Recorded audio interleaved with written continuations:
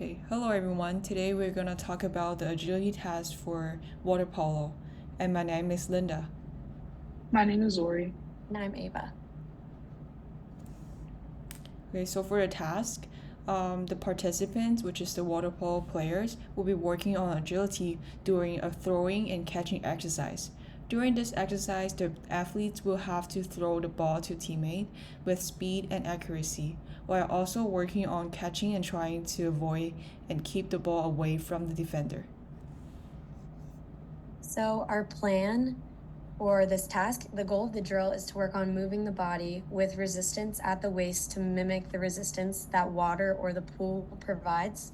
The goal of this task is to enhance the strength, quickness, and endurance of the player when they're trying to throw, catch, and shoot with resistance at their waist. So our drill is going to be set up with two players facing each other with resistance bands around their waists, which can either be held by another person or attached to the wall. They will then throw the ball back and forth between each other with varying direction and height so that the catcher does not know where the ball is going to be thrown and have to adapt with the resistance around their waist, which is what the agility component is.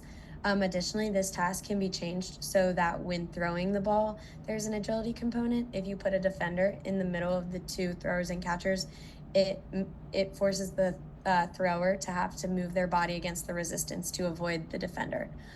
Also, once this task has been done on land, it can then be done in the water. And then our task varies from a change of direction task because one, when the players are throwing the ball to each other, they're varying the height and the location of where it's thrown, like was said before. And also the defender makes it difficult when trying to receive the ball, when catching, or when where to throw the ball. And then our biomechanical and perceptual cognitive challenges. One, our biomechanical challenge would be resistance because the player has to work on overcoming the resistance in order to get to the proper space in order to catch the ball, and also working around the defender when trying to throw the ball. And then our perceptual cognitive challenge would also be reaction time when throwing or catching, reaction time when throwing in order to get the ball to their teammate when working around a defender, and also the same thing for catching.